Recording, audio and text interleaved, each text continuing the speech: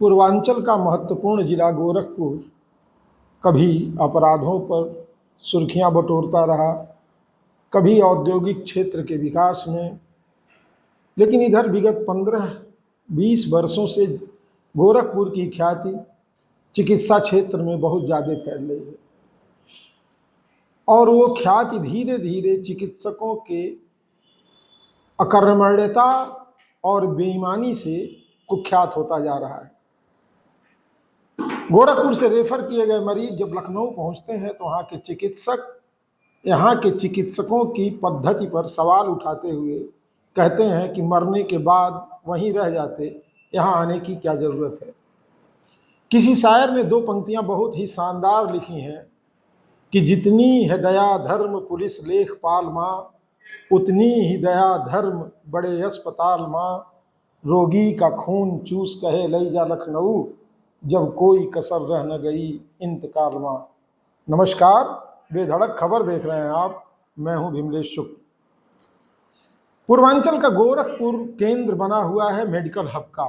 बिहार, नेपाल और बहुत दूर दूर के मरीज, गोरखपुर जनपद से सटे हुए तमाम और जिलों के मरीज यहाँ लगातार अपने बीमारियों को ठीक कराने के लिए लगातार आते रहते हैं। जितने ही मरीज यहाँ आते हैं उतनी ही उनको दिक्कतें भी होती हैं। उन्हें पता नहीं चलता है कि किस चिकित्सालय में जाएं और किस चिकित्सक के पास जाएं। गली कूचों में फलते फूलते नर्सिंग होम उनके शोषण के केंद्र हैं। ये शिकायतें लगातार आती रही हैं और इस तरह की शिकायतें हमेशा खबरें बनती रही हैं। हालांकि गोरखपुर में अब मेडिकल कॉलेज और डिस्ट्रिक्ट हॉस्पिटल के बाद एम्स की भी स्थापना हो चुकी है, जो संचालित हो रहा है। आश्चर्य की बात यह है कि एम्स जैसी जगहों पर जो वहाँ खाने पीने के लिए स्टॉल बने हुए हैं, वो कैसे आवंटित हो गए, किनको आवंटित हो गए और कितना रद्दी भोजन बीमार करने वाला वहाँ मिल रहा था, ये वहाँ के प्रबंधन को भी नहीं पता था। कैंटीन कैसे अलॉट हो गई, कैसे वो संचालित करने लगे, इसका पता वहाँ के प्रबंधन को भी नहीं था। मेडिकल कॉलेज हफ्ते 15 दिन में सुर्खियां बटोर लेता है। मरीजों के और मरीजों के परिजनों के साथ आए दिन मारपीट एक आम बात हो गई है। जिला अस्पताल की बात करें तो ये बेईमानी इसलिए होगा कि ये 20 वर्षों में बद से बदतर स्थिति में आ गया है। हालांकि इन 20 वर्षों में प्रदेश सरकारों ने अरबों खरबों रुपया वहाँ के संसाधनों को बढ़ाने में दिया, लेकिन आज भी वो सुविधाएं वहाँ मुहैया नहीं हैं। डिस्ट्रिक्ट हॉस्पिटल के भी अधिकतर डॉक्टर, आधे से अधिक डॉक्टर या तो अपने घरों पर मरीज देखते हैं या फिर नर्सिंग होमों में उनके मरीज भर्ती होते हैं। दलालों का आलम यह है कि मेडिकल कॉलेज, डिस्ट्रिक्ट हॉस्पिटल और एम्स जैसी जगहों पर भी आने वाले मरीजों को वहाँ दलाल मोटी रकम के चक्कर में मरीजों को ले जा कर के बेईमान नर्सिंग होमों तक पहुँचा देते हैं, जहाँ उनका खून बूंद बूंद करके वहाँ का प्रबंधन चूस लेता है।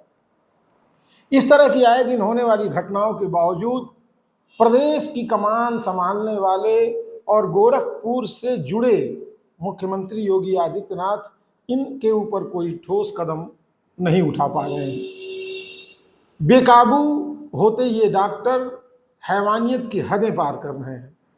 इसके बावजूद इनके ऊपर कोई कार्रवाई न होना अपने आप में एक सवालिया निशान है। अभी हाल ही में एक फर्जी डॉक्टर पकड़ा गया जो एम्बुलेंस रैकेट का एक अभिन्न अंग था। हालांकि वो अब जेल में है, लेकिन इस तरह के बहुत सारे लोग जो मेडिकल कॉलेज, डिस्ट्रिक्ट हॉस्पिटल और एम्स जैसे संस्थानों से मरीजों को नर्सिंग होमों में भेज रहे हैं और उन पर कोई नकेल नहीं कसी जा रही है। अपनी आंखों देखी कुछ घटनाएं मैं आपको बताऊंगा। यही नहर रोड का एक चर्चित हॉस्पिटल, जहां एक बार एक मरीज पहुंचा। बाहर मैं भी एक मरीज के साथ वहां गया था, मरीज को देखने गया था। तो वो अपनी निजी गाड़ी में लाद करके लेकर आए और उन्होंने कहा कि ये अचानक घर में बंद कमरे में पेंट कर रहा था और बेहोश होकर के गिर गया।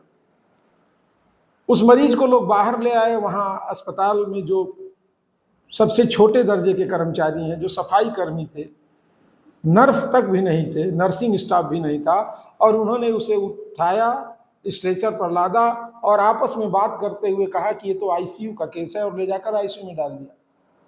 उस मरीज के साथ आए हुए व्यक्ति से उस समय करीब 12 साल पहले 20,000 रुपया इन लोगों ने रातों रात जमा करा लिया, जबकि उसको केवल उस पेंट की गैस लगी थी और वो बेहोश होकर गिर गया था।